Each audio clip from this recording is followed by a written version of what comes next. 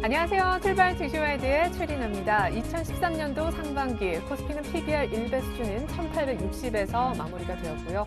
코스닥의 경우에는 585선까지 올라가며 5년 내 최고점을 나타내기도 했었지만 결국 올 들어 올린 상승분을 거의 다 반납하며 520선에 바짝 다가서는 정도로만 상반기 장을 마무리 지었습니다. 이것이 이제 지난주 금요일까지의 모습이었는데요. 그래도 G2 우려가 좀 완화되는 모습 속에 외국인들의 매수세가 지난주 후반 목요일, 금요일 연속적으로 포착이 됐죠. 과연 2013년도 하반기 첫 거래일부터 이런 반등세를 조금 더 이어갈 수 있을지가 관심사입니다. 그런데 당장 전문가들은 7월 달에 서머랠리가 와서 코스피 2천까지 가는 건 조금 어려운 일이라고 하는데 만약 그것이 사실이라면 어떤 투자 전략이 7월 한 달 동안 필요할까요? 저희가 7월 증시 전망과 해법까지 투자했는데요. 먼저 뉴욕 증시가 2013년도 상반기 마지막 거래를 어떻게 보냈는지부터 짚어드리겠습니다. 네, 뉴욕 증시는 6월의 마지막 거래일 양적 완화 축소 우려와 지표 혼조 등으로 다우와 S&P 500 지수가 각각 0.7, 0.4%씩 내리며 나흘 만에 하락했습니다. 다우는 하루 만에 다시 15,000선이 무너진 반면 나스닥 지수만큼은 소폭 올랐습니다. 3대 지수는 주간 기준으로 3주 만에 상승했고 월간 기준으로는 8개월 만에 하락세로 돌아섰습니다. 헷갈리는 연준 인사들의 양적 완화 발언으로 다시 출구 전략에 대한 우려가 고개를 들었습니다. 제레미 스테인 연준 이사는 연준의 유력한 양적 완화 축소 시기로 오는 9월을 점찍었고 제프리 레커 리치몬드 연은 총재는 자산을 더 매입하는 것은 부적절하다며 양적 완화 지속에 대한 반대 입장을 분명히 했습니다. 이날 나온 지표들도 혼조세를 띠며 증시에는 부정적인 영향을 미쳤습니다. 우선 6월 시카고 PMI는 51.6으로 전월에 비해 무려 7.1포인트나 하락했고 6월 톰슨 로이터 미시간대 소비심리평가지수 확정치는 84.1로 종전치와 전망치를 웃돌았습니다. 한편 유럽 주요국 증시도 미국의 지표 악화와 재부각된 양적 완화 축소 우려에 나흘 만에 일제히 하락했습니다. 프랑스가 0.6, 영국과 독일이 나란히 0.4%씩 하락해 내렸습니다.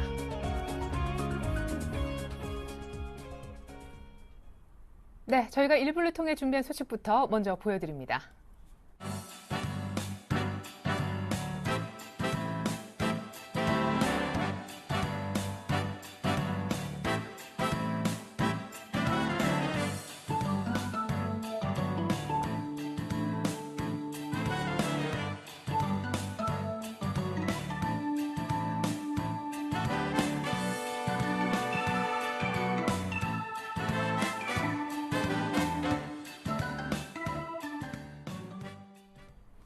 네, 개장 5분 남았습니다. 시초가 공략 종목부터 알아보겠습니다. 메리츠 종금증권 강정훈 부장님 안녕하세요. 네, 안녕하세요. 네, 금요일 시초가 공략주였던 현대건설 AS부터 들어보겠습니다. 네, 현대건설 시초가 55,200원에 출발했습니다. 56,500원, 2.5%까지 상승했습니다만 55,900원 마감했는데요. 외국인 매수가 39,000조 매수가 들어왔고, 2분기 이후 실적 이후에 장기 수익성이 개선될 것으로 전망되고 있는 상황입니다. 최근에 제가 지난번에 말씀드렸던 것처럼 역사적인 저평가, PBR 1.3배까지 좀 빠지는 상황이기 때문에 충분히 제가 예상 목표가 59,000원에서 6만원 사이는 가능할 것 같고요. 이쪽으로 보유 전략으로 제시하도록 하겠습니다. 네, 현대건설 보유 AS 감사합니다. 계속해서 오늘 시초가 공략 종목은 오늘 플렉스컴이라고 들었는데 맞나요? 네, 오늘 시초가 공략주는 플렉스컴을 준비했습니다. 연성인서의 회로 위판 제품을 생산하고 판매하는 회사고요. 삼성 계열 시장 점유율과 LG 계열 영업량이 확대되고 있는 상황입니다. 해외 네트워크를 통해서 안정적인 매출 기반을 확보하고 있고 이 스마트 기기와 태블릿 PC 수요 확대로 이 베트남 현지 법인을 통해서 생산을 좀 증대 나가고 있는 상황입니다. LCD와 LED TV, 프로젝터, 의료용 기기 여러 제품 다각화를 통해서 사업 포트폴리오를 구성 중에 있는 그런 인쇄기를 구입하는 업체라고 보시면 되겠고요. 투자 포인트는 세 가지를 주시는데요. 첫 번째는 2분기 실적 개선 기대감입니다. 1분기에는 매출액 1,170억, 영업이익은 17억을 기록을 했습니다. 매출 성장에도 불구하고 이 영업이익이 69.7% 감소하는 모습을 보였는데요. 낮은 수익성이 원인이 국내 안산 공장의 추가 증설에 따른 그 생산 지연과 고정 비용 증가, 그다음에 단가 인하의 영향으로 수익성이 좀 둔화된 그런 모습이었는데 2분기에 그 신규 제품 모델 양성과 더불어서 신규 라인 생산이 본격화될 것으로 전망되고 있습니다. 그래서 실적도 전분기 대비해서 매출액은 75% 증가한 2,050억, 영업이익은 510% 증가한 105억을 전망하고 있습니다. 그래서 최근 낙폭 과대와 더불어서 2분기 실적에 대한 기대감이 있다고 보시면 되겠고요. 두 번째는 생산 캐파와 신규 제품 확대 기대감이 있는데요. 올해 2분기 실적 개선은 그 신규 적용 모델인 고다층 인쇄비판의 수요 증가와 더불어서 이 수요 안정화가 좀 가장 큰 원인이라고 보시면 되겠고요. 국내 캐파 증설과 함께 이 베트남 법인의 생산 캐파 증설도 추가로 좀 진행되고 있는 상황입니다. 그래서 연말 이후에 올해 3분기에 셋업이 되면서 연말 이후에 양산이 본격화될 것으로 전망되고 있는데 이 베트남 법인은 국내 FPCB 업체 중에서는 유일하게 2008년도에 진출한 회사가 이제 플렉스컴이고 국내외 이 캐파 확대들은 향후 성장성에 대한 기대감 부분이 크다라고 보시면 되겠습니다. 그래서 삼성전자의 휴대폰 주요 생산 거점인 그 베트남 법인의 생산 증가와 더불어서 올해 또 베트남 이 공장도 추가적으로 확대할 것으로 좀 전망을 하고 있습니다. 그래서 이에 따른 수혜가 좀 될 것이라고 좀 판단되고 있고 마지막으로는 저평가 매트인데요. 최근에 아까 말씀드렸습니다만 주가가 좀 많이 하락했고 올해 매출액과 영업이익 전체적으로 지난해 대비 대폭 증가할 것으로 전망되고 있습니다. 특히 이제 영업이익은 20%, 순이익은 50% 증가하면서 올해 EPS 대비해서 주가 PER 6.5배 수준인데 충분히 FPCB 업체 3배 이상 적용 가능할 것으로 전망되고 있어서 26,700원대 밸류에이션 매력이 있는 그런 종목으로 오늘 플렉스컴을 주가 공략적으로 제시하도록 하겠습니다. 네, 이미 지난주 목요일 11% 정도 급등한 사인이 지금 차트적으로 나와 있는데 오늘 만약에 추가적으로 상승한다면 단기적으로 어디까지 오를 수 있을까요? 네, 오늘 시초가고요. 목가는 15,000원에서 15,500원 결정해드리겠고요. 손절가는 13,000원. 하루에 제 손절로 대응하시기 바라겠습니다. 네, 타이트한 손절 놓고 이평선 저항 감안해서 단기 목표가 세워주십니다. 플렉스컴, 오늘의 수초 공략 종목이었네요. 부장님 잘 들었습니다. 네, 고맙습니다.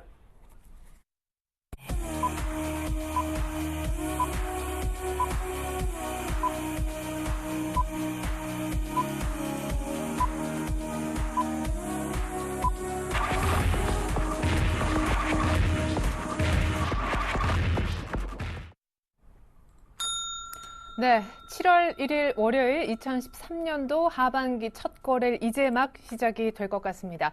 지난주 수요일, 목요일, 금요일 양시장 모두 계속 연속적으로 올랐었죠. 마치 박인비 선수가 3연승 우승한 것처럼 우리 코스피 코스닥도 계속해서 4일 연속 오르며 어느 정도의 낙폭은 만회한 상황에서 하반기 첫 거래일이 시작될 것 같습니다.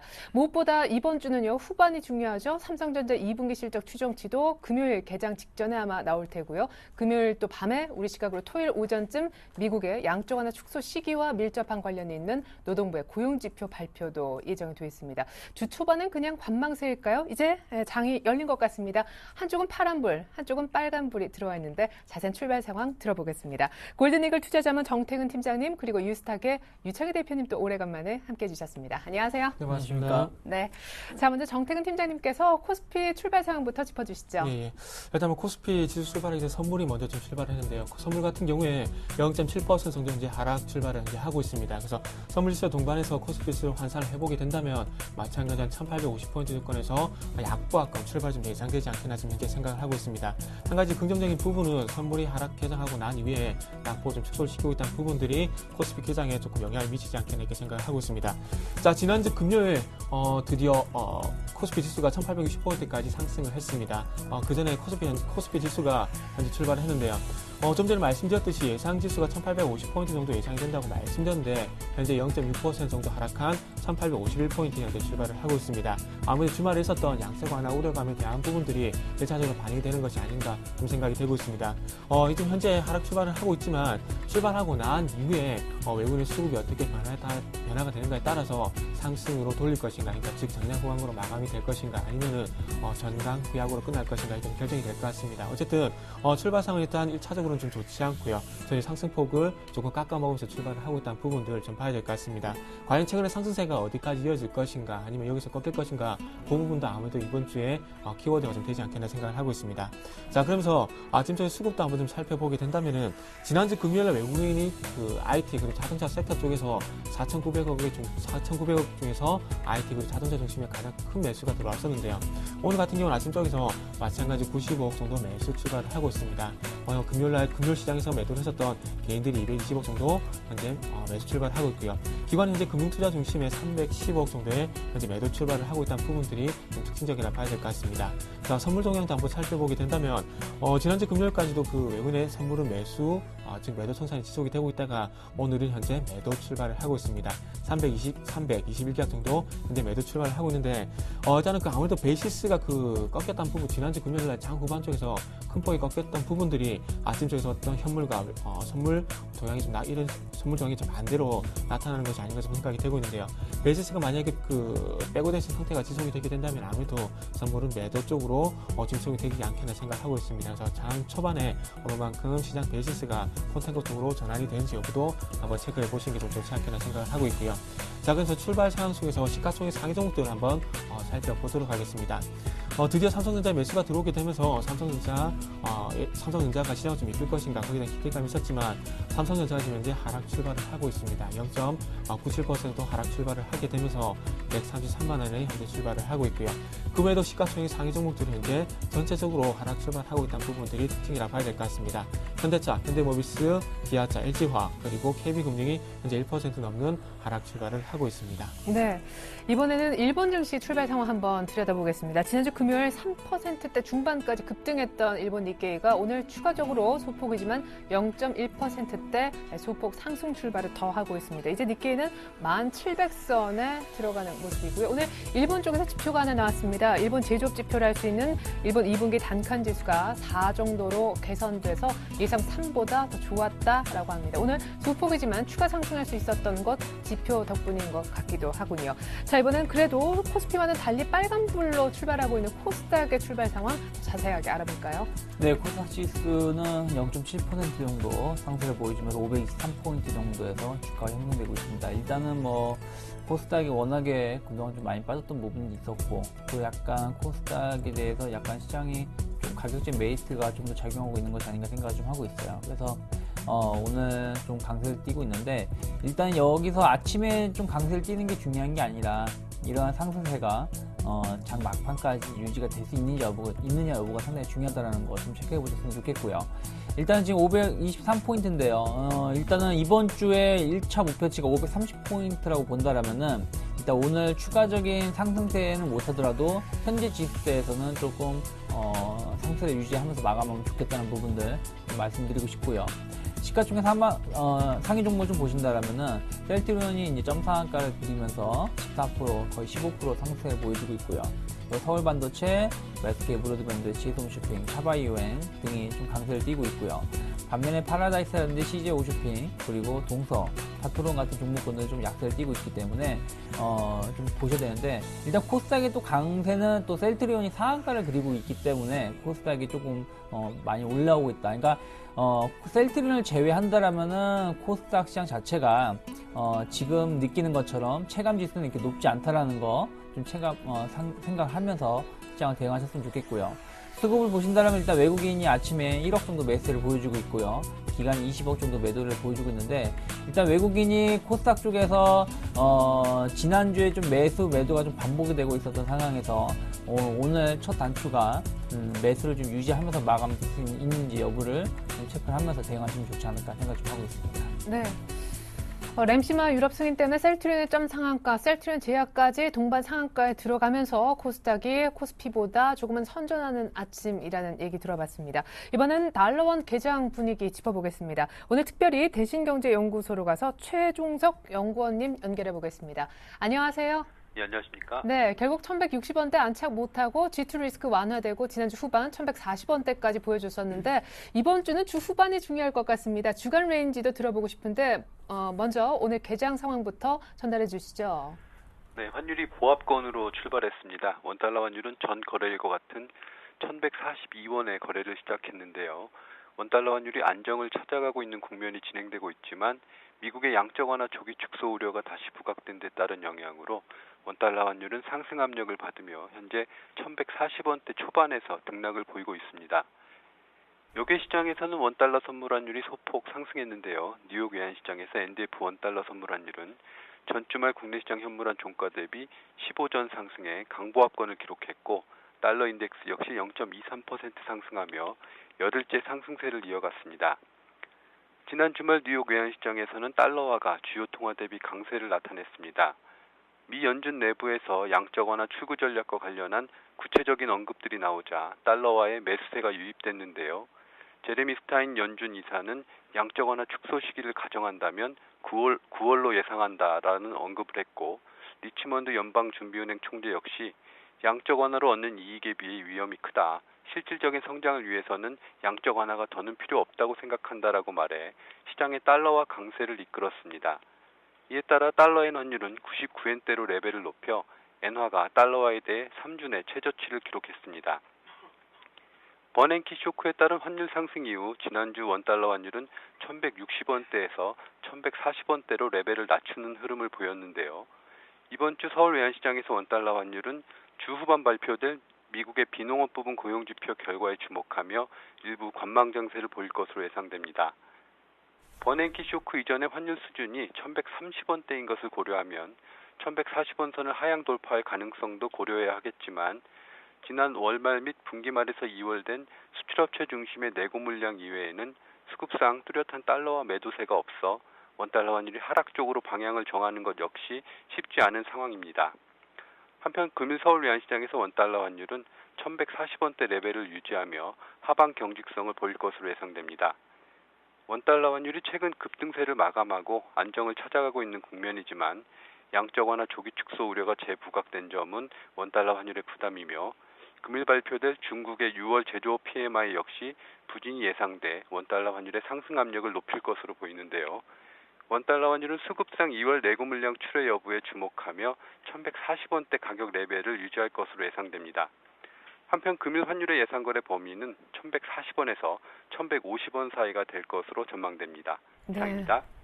그래요. 1140원대 아래쪽도 쉽게 빠지지 않을 것이란 전망 잘 들었습니다. 지금까지 대신경제연구소 최종석 연구원님의 외환시장 분석 들어봤습니다. 감사합니다. 감사합니다. 네, 오늘 아침에 6월 수출액과 무역수지 결과가 발표가 됐습니다. 6월 수출은 467억 달러, 1년 전 같은 기간 대비 0.9% 정도 수출이 줄었다고 하고요. 무역수지는 55억 1,600만 달러를 기록해 그래도 17개월 연속 일단 흑자 기조는 유지가 된 것으로 보입니다. 2000에서 출발했었던 6월 코스피 장은 1770을 찍고 1860에서 마무리 지었는데 이제 오늘 7월 첫 거래일이 시작됐습니다. 2000은 어렵다고 하는데 지금부터 만나보실 이분도 비슷한 얘기를 하실까요? 7월 증시 전망, 오늘은 특별히 한맥투자증권 이동수 센터장님의 전망을 준비해봤습니다.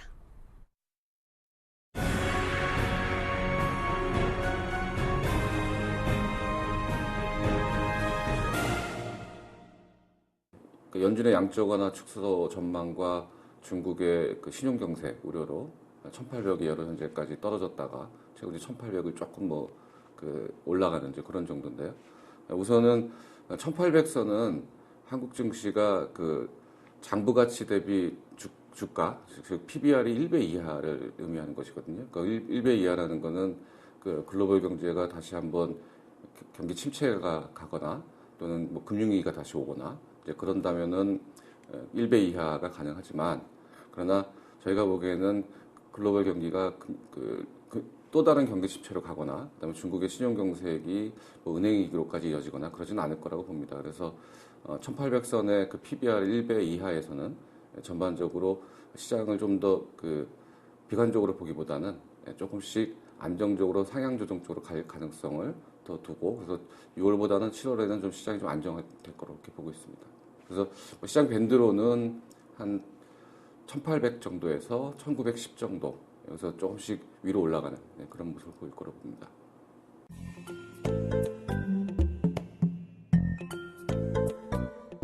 우선 연준은 6월달 FOMC 회의를 하면서 이제 성장 전망을 수정했는데요. 2013년도 성장률 전망이 2.45%, 그리고 2014년은 3.25%입니다. 근데 이제 올해 1분기 성장률 확정치 발표된 게 1.8%죠. 그러면 올해 하반기에 3% 이상이 되어야 연준의 전망치에 부합하는데 현재 시점으로 봐서는 그게 좀 쉽지 않아 보이고요. 그리고 이제 내년도 성장률 전망치가 좀 3.25%인데 그 일부 그 연준의 다른 그 지역 은행 총재의 경우에는 2% 초반으로 보는 전망치도 있습니다. 그렇다면 1% 정도 이상 포인트가 차이가 나는 것인데 그것은 무슨 의미냐면 그 연준이 예상하고 있는 전망치대로 미국 경제가 흘러가기 좀 어려울 수 있다는 것이죠. 그래서 특히 내년 같은 경우 3% 이상 전망이 달성되기 상당히 어려울 거로 봅니다. 그래서 연준의 전망이 좀 낙관적이다라고 본다면 미국 경제가 그 연준의 의도만큼 되지 못한다면 양적 완화 축소가 그 버냉키가 말한 올해 연말에 축소를 시작해서 내년 중반도에 이제 중반에 끝나는 것인데요. 그것이 좀 더 지연될 수 있겠다라는 기대를 가질 수 있을 것으로 그렇게 봅니다. 그래서 미국 경제가 예상만큼 그렇게 연준의 기대만큼 그렇게 빠르게 회복되지 못할 것 같고 그렇다면 양적 완화 축소에 대한 기대 이 부분이 상당히 시장에 충격을 주었지만 오히려 반대로 지금은 조금 더 지연될 수 있겠다라는 기대감이 나타날 수 있을 걸로 그렇게 보고 있습니다.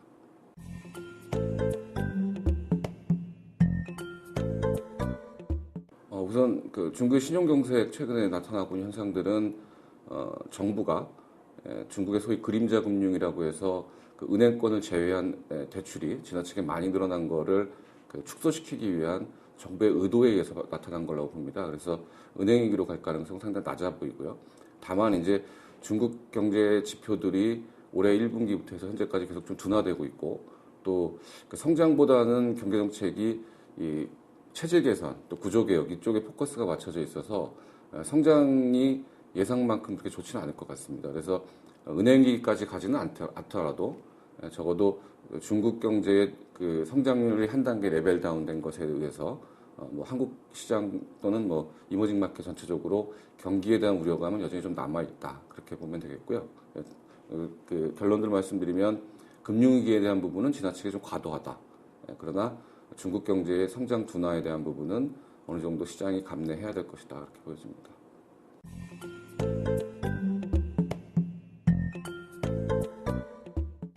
외국인의 매도세가 그 지속되었던 이유는 사실 5월 중순에 그 연준의 양적 완화 축소 우려가 시작된 이후부터 지속되고 있는 것인데요. 그 기간 동안에 나타난 가장 중요한 현상은 미국 국채 금리의 급등이었죠. 그래서 한때 2.6%까지 올라갔는데요. 그것은 미국 국채 금리가 상승한다는 것은 이머징 마켓의 채권 시장도 불안정해질 수밖에 없고 또 주식 시장도 불안정해질 수밖에 없기 때문에 외국인들이 이머징 마켓에서 그 자산을 팔고 자국으로 들어가는 이제 그런 현상을 계속 그 악순환을 낳게 되는데 앞서 말씀드리는 것처럼 그 미국 경제가 연준의 예상만큼 그렇게 강하지 못할 것 같기 때문에 미국의 채권 시장의 최근에 가파른 금리 상승이 좀 멈출 가능성이 있어 보입니다. 그렇다면 거꾸로 그 이머징 마켓, 특히 뭐 한국 주식시장에서의 외국인 매도세 이런 것들은 상당히 축소될 가능성이 있고 경우에 따라서는 조금씩 기조가 변화해서 이제 매도가 아닌 조금씩 매수 쪽으로 좀 돌아설 여지가 있을 것이다. 그래서 이제는 매도의 거의 끝자락에 가지 않았는가. 일단 저는 그렇게 보고 있습니다.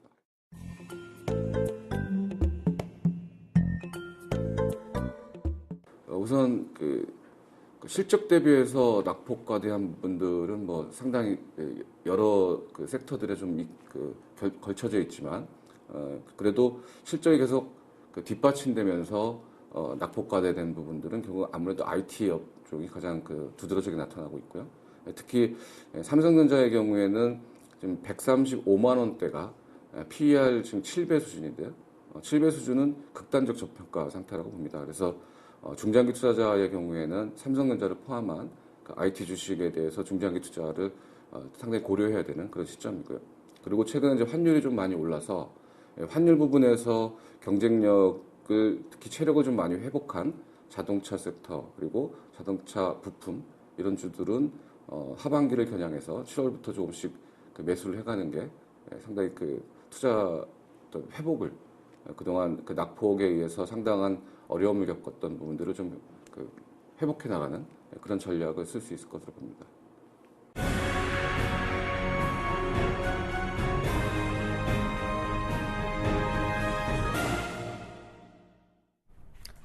네, 시장 내부로 들어가서 특징 종목군 알아보도록 하겠습니다. 오늘 삼성전자가 소폭 하락하는 듯 했지만 다시 상승으로 전환된 지금인데 코스피는 그래도 1850선대 정도에서 상승을 하진 못하고 있습니다. 이번 주 금요일 드디어 2분기 실적 잠정치 발표를 하는 삼성전자. 초반에 조금은 이렇게 다시 빠지나 했었었는데 그래도 올라오네요. 네, 일단은 아까 조금 전에 서두에 좀 말씀드린 부분이긴 한데 일단은 미국 증시 영향을 좀 받았다고 좀 봐야 될 것 같습니다. 스테인 이사의 어떤 그 발언으로 인해서 약정화나 축소 우려감 이런 부분들이 장초반에 좀 악재가 됐었는데요. 일단 어쨌든 장 초반 쪽에서 그 베이시스 영향으로 인해서 선물도 대량의 매도 출발했지만 어쨌든 매수 쪽 전환되고 난 이후에 어쨌든 매수와 매도를 왔다 갔다 하고 있다는 부분들이 조금 시장을 끌어올린 요인이 아닌가 생각이 되고 있습니다. 아침부터 외국인의 매도가 좀 부담이 되게 되면서 삼성전자가 1% 정도 하락세를 보였지만 지금은 바로 또 상승세로 현재 전환되는 모습이 연출이 되고 있고요. 자, 그렇다면은 아침 쪽에서 영향을 받았지만은 최근에 어떤 상승세가 이어지게 되면서 기술적인 반등은 좀 더 추가적으로 열릴 가능성이 있다 이렇게 좀 봐야 되지 않겠나 생각을 하고 있고요. 코스피 지수 같은 경우는 아무래도 많은 전문가들이 예상을 하고 있는 1880포인트에서 1900포인트 예상을 하고 있고요. 그와 좀 비교를 해보게 된다면 삼성전자도 마찬가지로 갭 하락을 맞았던 자리인 136만 원 정도 가격권, 이 정도가 조금 분기점이 되지 않겠나 생각을 하고 있습니다. 공교롭게도 136만 원의 어떤 가격대는 21선과 만나는 지점이기 때문에 아무래도 이 21선을 맞고 다시 한번 하락적으로 전환이 될 것인가 아니면 예상에 매수가 집중이 되게 되면서 추가적으로 위쪽으로 올릴 것인가 좀 중요할 것 같은데요. 기술적으로 보게 된다면 단순히 136만 원과 21선 그리고 수급적인 논리가 될 수 있겠지만 좀 더 크게 한번 열어보게 된다면 이번 주 5일이죠. 5일날 삼성전자 어떤 잠정치 실적이 발표가 예정이 됐는데 많은 증권사의 어떤 그 리포트를 보게 된다면 6월 4일날 삼성전자 실적 우려감으로 해서 상당히 많이 빠질 당시에 증권사들은 아니다. 외국계 증권사 틀렸다. 삼성전자 실적 견조할 것이야. 그런 부분이 상당히 많았었지만 최근에 와서는 조금 의견들이 많이 바뀌고 있습니다.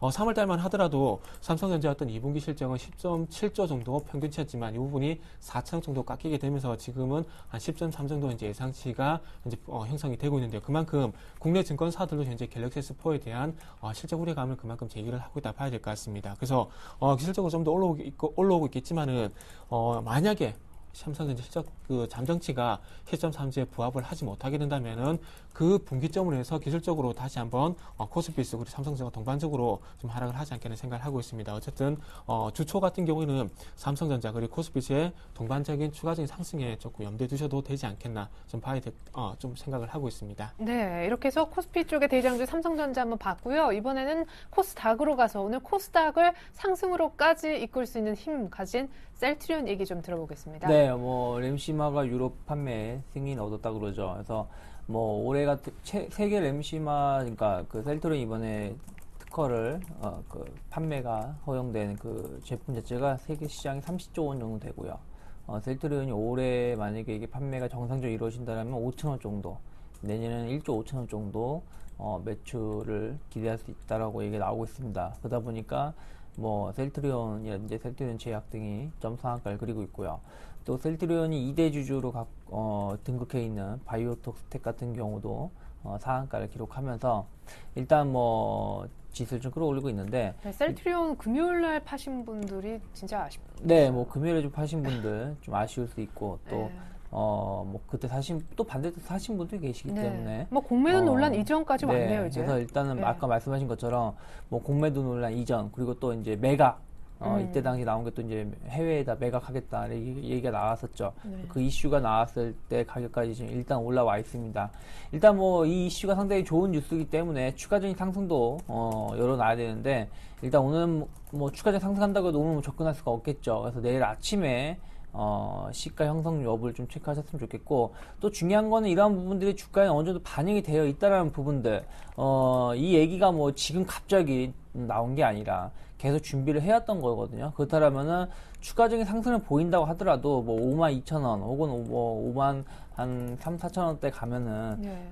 상승이 좀 제한될 수 있다라는 거 생각을 하시면서 신규 접근을 하시더라도 좀 최근과 같은 3만원대에서 지금까지 올라온 속도 혹은 2만원대에서 지금까지 올라온 속도만큼의 수익률을 기대하기 좀 힘들 수 있다라는 거 좀 체크해 보셨으면 좋겠고요.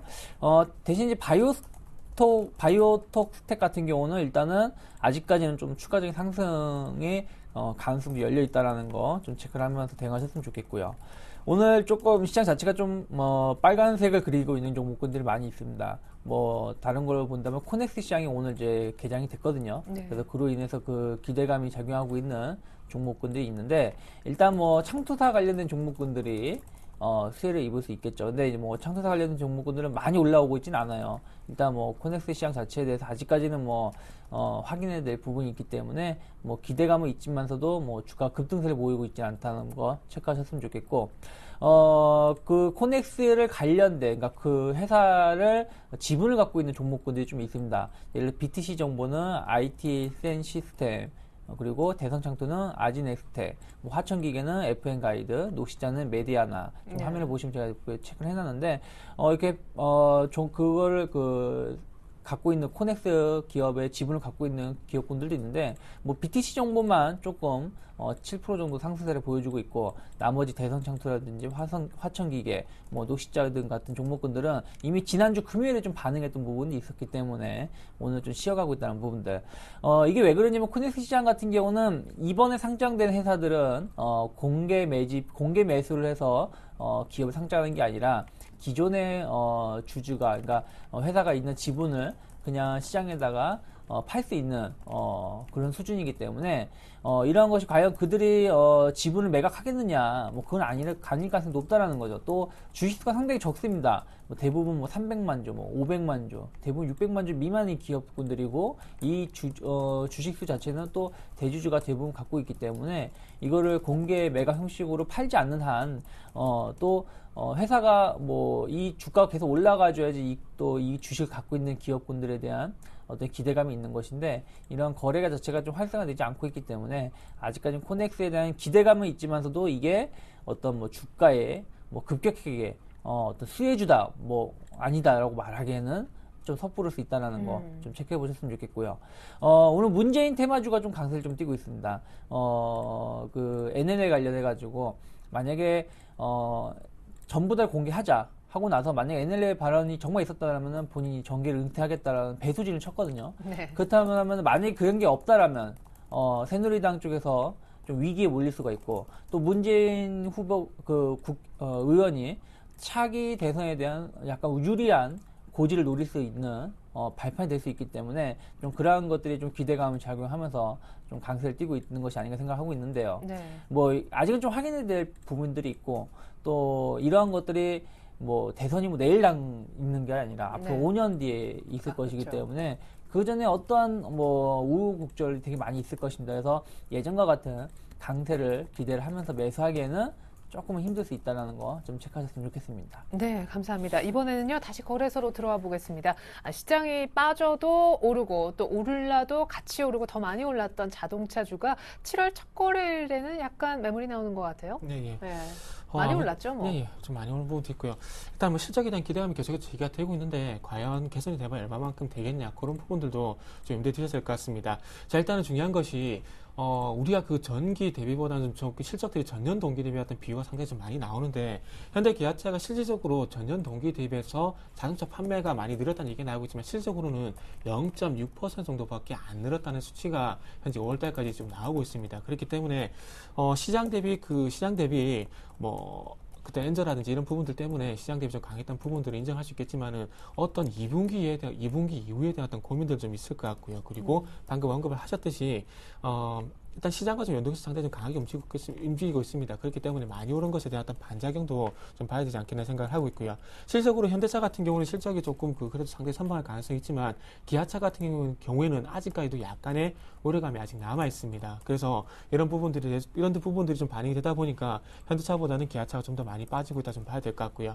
자, 그리고 뭐 참고적으로 좀 더 말씀 좀 드려보게 되자면은 일단 어쨌든 2분기 실적 괜찮아질 겁니다. 누가 보더라도 이 부분 예상할 수 있는 부분인데 이런 부분들이 환율 같은 경우에는 작년 4분기 그리고 올해 1분기까지도 계속해서 조치가 비우호적이었습니다. 그래서 이런 부분들 때문에 그리고 1분기 같은 경우는 아무래도 일본 엔저로 인한 일본 자동차 업체들이 상당히 선방했던 부분들이 영향을 받을 수가 있겠죠. 근데 이런 부분들이 일시적으로 2분기에는 거의 다 해소가 되고 있죠. 일본 자동차 업체들 많이 부각이 됐었지만은 이제는 그러니까 조금씩 사그라들고 있고요. 그러면서 환율이 실적이 그래도 그 괜찮았던 시점 현대차를 한번 예를 들게 된다면은 영업이익이 2조 정도 꾸준히 나왔을 때 환율이 1130원 밴드였습니다. 근데 최근에 환율이 1130원 밴드까지 꾸준하게 올라가게 되면서 거기에 대한 수혜가 좀 예상이 된다 봐야 되겠죠. 하지만 중요한 것은 자동차 판매가 이제부터는 제자리로 돌아가는 것이 아니라 전년 동기에 비해서 더 많이 증가를 해야 되고요.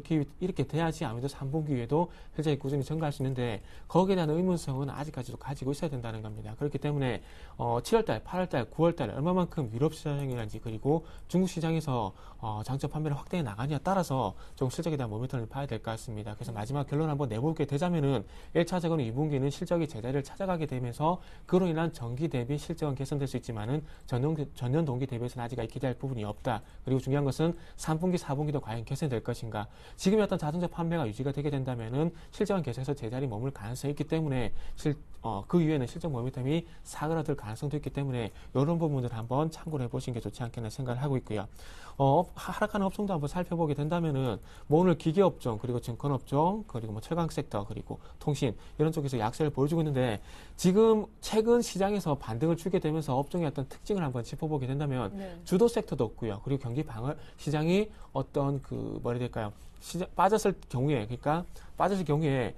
그로 인한 어떤 전기가스라든지 통신업종이 부각되는 모습이 지금 현재 없습니다.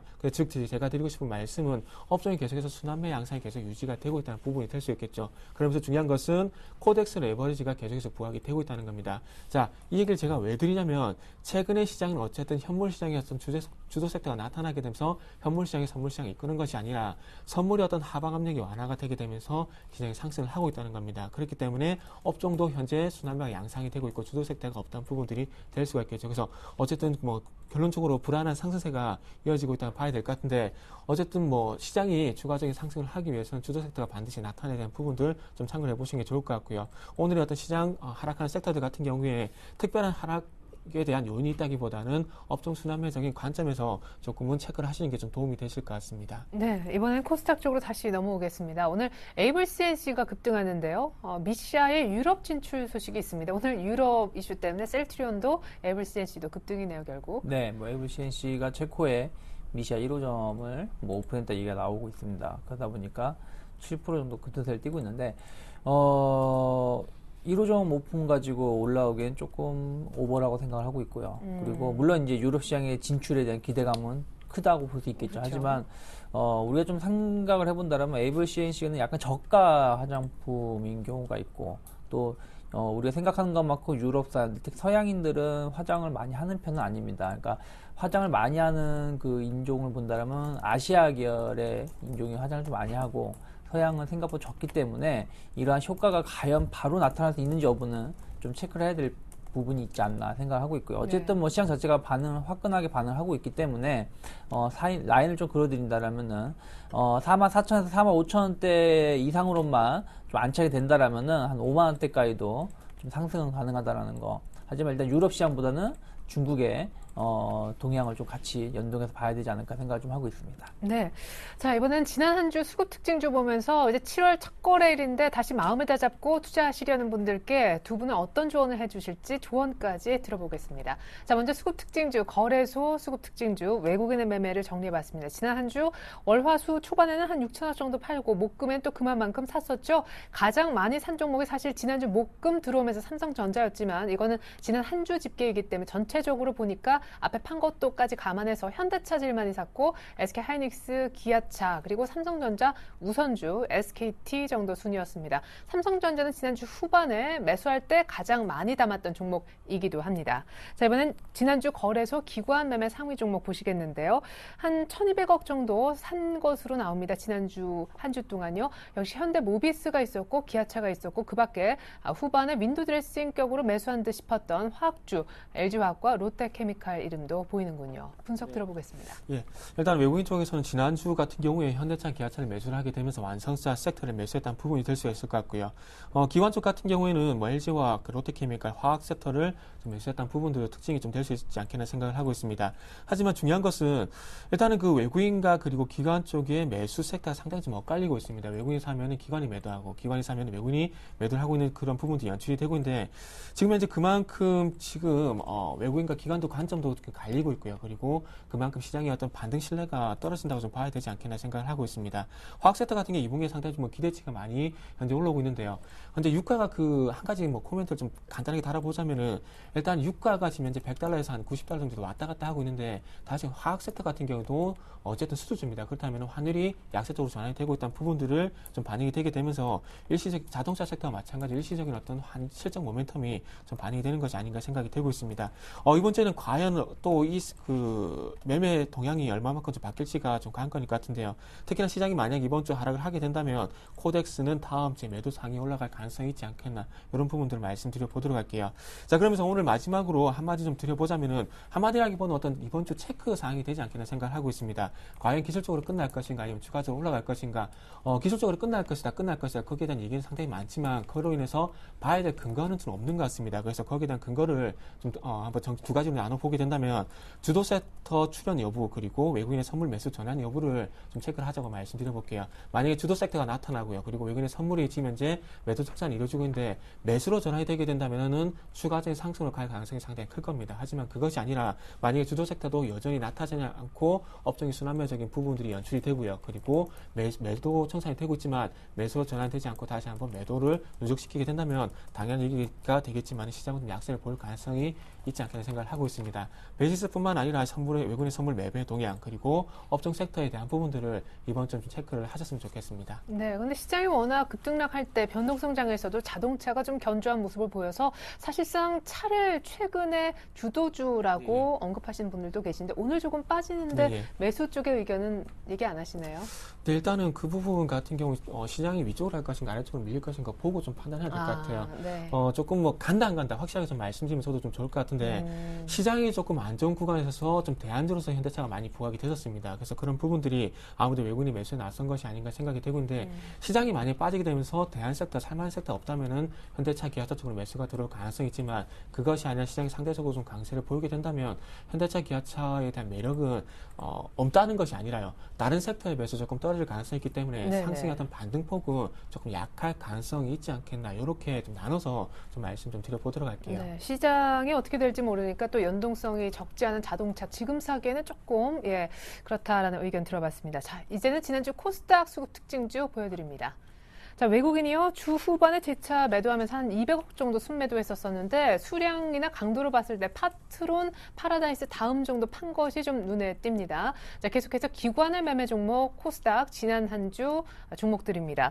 네, 뭐 사실 뭐 산 것도 판 것도 지난주에 아니었었는데 역시 좀 눈에 띄는 건 파트론은 치열한 매매 공방이 진행 중인 종목이라는 것과 서울 반도체를 기관은 가장 많이 게임빌과 함께 팔았다 정도의 사실인 것 같습니다. 추가적인 분석 들어볼까요?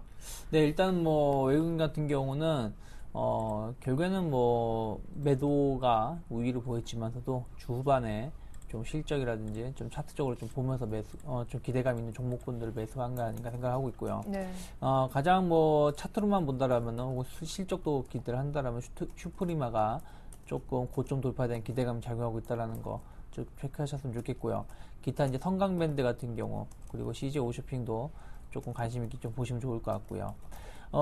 기간 같은 경우는 뭐 지난주 뭐 뚜렷하게 어떤 매매 동향을 많이 보여준 건 별로 없었습니다. 네. 전체적으로 조금 저가 매수를 좀 보여주긴 있었습니다만은 아주 뭐 강하게 매수를 한 건 아니기 때문에 뚜렷한 특징을 보긴 힘들지만 어쨌든 외국인이 팔 때 기간은 6월 달부터 조금 꾸준하게 매수가 들어왔었던 부분들 좀 체크를 해본다라면은 일단 뭐 파트론 같은 경우하고 위메이드, 뭐 파라다이스 등이 있는데 일단 제가 보기에는 파라다이스를 좀 관심 있게 볼 필요가 있지 않나 생각을 좀 하고 있습니다. 뭐 파라다이스뿐 아니라 뭐 GK 같은 경우 뭐 일본 카지노에 대한 승인에 대한 기대감으로 인해서 우려감으로 좀 하락했었는데 이런 건 큰 영향 없을 거라 생각을 좀 하고 있기 때문에 이런 부분 좀 관심 있게 보시면서 대응하셨으면 좋겠고요.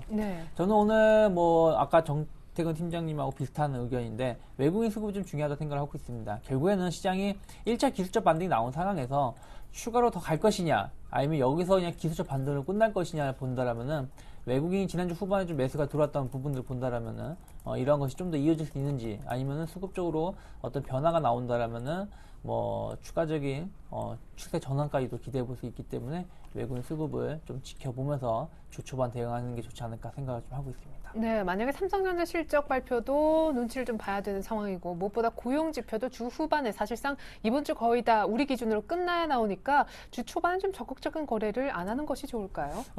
주 초반에 적극적인 거래를 좀 할 필요가 있다 생각하고 있습니다. 오히려? 네, 왜 그러냐면 예. 변동성 장세가 좀 연출될 가능성이 높거든요. 네네. 무슨 얘기냐면 눈치 보기 장세가 이어지는 것이 아니라 내일로 갈수록 모레로 갈수록 미국 시장이라든지 유럽의 이제 금리 결정에 따라서 좀 네. 변동성이 작용할 수 있기 때문에 그 변동성에 따라서 시장이 만약에 등락을 거듭한다면 만약에 상승세를 보고 간다라면은 약간 현금화할 필요도 있겠지만 다시 뭐 지난주 초반처럼 좀 급락세가 나온다라면은 뭐 저가 매수 관점으로 접근하셔도 나쁘지 않다라고 생각을 좀 하고 있습니다. 네, 지금까지 정태근 팀장님, 유창희 대표님의 오늘장 조언 들어봤습니다. 오늘 분석 잘 들었습니다. 네, 감사합니다.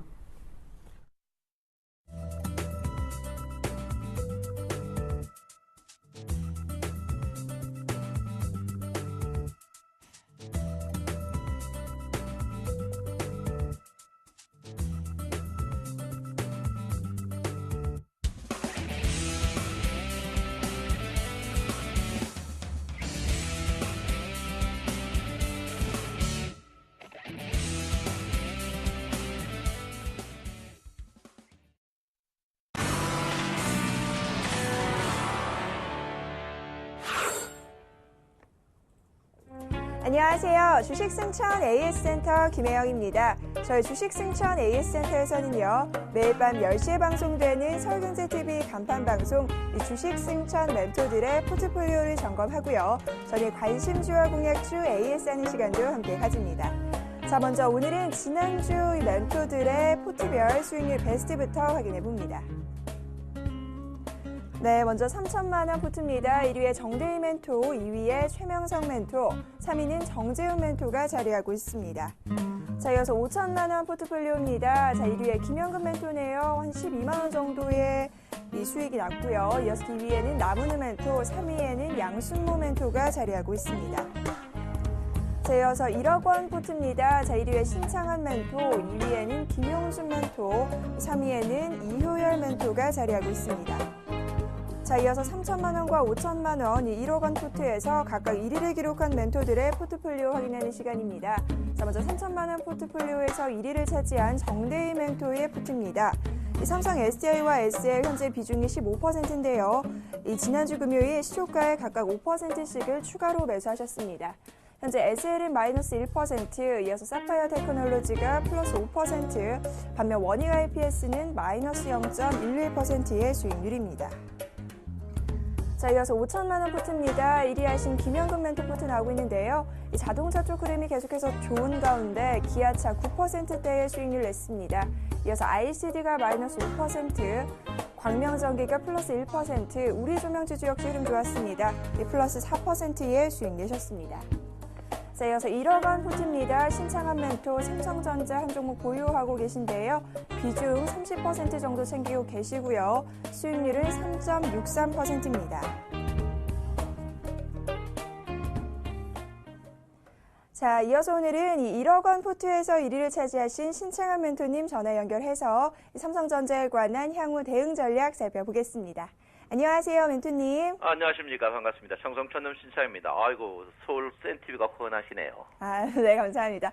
네, 현재 포트에 삼성전자 한 종목 보유하고 계신데요. 이 향후 대응 전략 살펴주시죠. 예, 전국 시청자 여러분 안녕하십니까. 청송천남 신창원입니다. 지금 장 자체가 대응하기가 굉장히 힘드실 줄 믿다 이렇게 말씀드리겠습니다. 제가 볼 때 일단 삼성전자가 모든 것이 이루어져 있다. 모든 길이 로마로 이루어져 있다 이러듯이 지금 삼성전자 반등 없는 주가는 굉장히 힘들 것이다 이렇게 저는 생각을 하고 있습니다. 그래서 여러분들 굉장히 내 자산이 1,000만 원이다. 내 1,000만 원 갖고도 삼성전자를 사야 되느냐 말아야 되느냐 볼 때 주식 하시는 분이라면 기본적으로 자산의 30% 이상은 삼성전자를 기본적으로 매수하셔야 된다 이렇게 볼 수 있습니다. 자, 삼성전자가 뜨고 다른 게 이제 상승하는 거지 삼성전자가 빠지고 다른 거 상승하는 거는 순간적인 착시 효과라고 제가 분명히 여러분에게 말씀을 드리겠습니다. 그래서 여러분께서 삼성전자를 굉장히 사셔야 된다. 청송촌놈 저분은 나오면 계속 삼성전자만 떠든다고 하는데 어쩔 수 없습니다. 여러분 지금 상태에서 삼성전자를 계속 사셔야 된다 이렇게 제가 말씀드립니다. 말씀드리겠고요.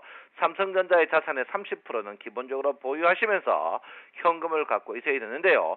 일단 제가 지금 고객의 특임이 19조까지 들어왔는데 일단 외국인의 프로그램 매수만 들어온다면 저는 적극적으로 또 삼성전자와 시가총액 상위 종목을 크게 공략할 생각이 있습니다. 그러니까 여러분 지금 장은 회오리장입니다. 회오리가 고개를 낚듯이 지금은 천천히 보고 있다가 한목에 공격하는 그런 모양을 보이셔야 된다 이렇게 보는데 지금은 너저리하게 대처를 하려면 굉장히 힘듭니다. 그래서 여러분 너저리하게 하지 마시고 지금 자리에서는 집중적인 매매, 한 종목을 집중적으로 매매하는 그런 부분이 좀 필요한 부분이 아닌가 이렇게 생각을 하고 있습니다. 주식 종합주가지수는 여러분 보다시피 지금 거의 바닥 수준입니다. 1850이라면 OECD 중에 우리나라가 가장 저평가되는 것은 확실합니다. 그렇기 때문에 지금 자리에서 여러분들이 공격을 해야 되느냐, 공격을 하지만 공격 때가 가장 좋을 때 공격하셔야 된다 이렇게 볼 수 있습니다. 그래서 여러분 지금 자리에서는 복지부동이 좋고 일부 삼성전자를 일부 발을 담가 놓는 것도 굉장히 좋은 모양이다 이렇게 볼 수 있습니다. 삼성전자 실적이 이번 주에 나오는데요. 추정 실적이 1, 2조 줄더라도 세계 글로벌 증권으로 봤을 때 삼성전자보다 저평가된 종목은 절대 없다 이렇게 보기 때문에 여러분께서 크게 염려 안 하셔도 되는 그런 부분이 아닌가 이렇게 생각하고 있습니다.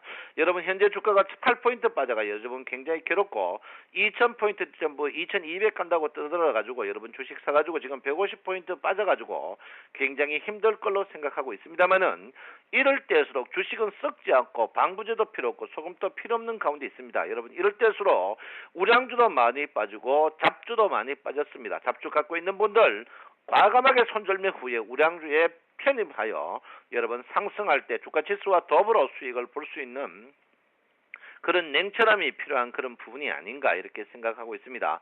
아무쪼록 여러분 힘드시죠? 여러분 힘내십시오. 어쨌든 주식은 빠지면 오르고 골이 깊으면 산이 높을 수 있습니다.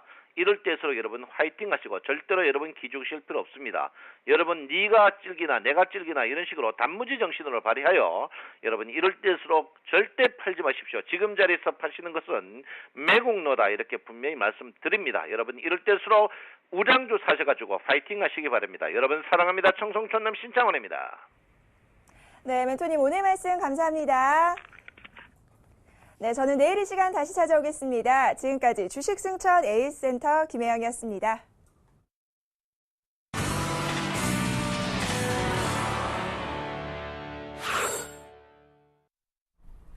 네, 시초가의 모습 그대로입니다. 코스닥은 빨간불, 코스피는 여전히 1850선대 초반. 계속해서 글로벌 이슈 속 숨겨진 의미 알아보겠습니다. IM투자증권 김동섭 이사님 안녕하세요. 네, 안녕하세요. 네, 버냉키 연준의 후임으로 거론되고 있는 한 분이죠. 티머시 전 미 재무장관, 가이티너 장관이 미국 출구 전략 하는데 아마 한 5년 정도 걸릴 것이다. 이런 전망을 내놨네요. 가이트너 옛날에 그 재무장관 출신인데 그 사람이 벤 버냉키 의장하고 같이 그 시장을 이끌었던 경력이 있어서 현재 시장의 어떤 흐름에 대해서 아마 가장 잘 알 수도 있는 그런 사람인데요. 이 사람이 이제 공개적으로 얘기한 건 아니고요. 그 바론 캐피탈의 론 바론 회장의 언급에 의하면 그 수십 명의 투자가를 상대로 해서 이제 얘기를 나누는 과정 속에서 양쪽 하나 어떻게 될 거냐 하는 질문을 받았다고 합니다. 그 질문 속에서 그는 뭐냐면 양적 완화 축소가 시작되더라도 이것이 끝나는 데까지 걸리는 시간은 최소 5년은 걸릴 것이다 라는 얘기를 했다고 하죠.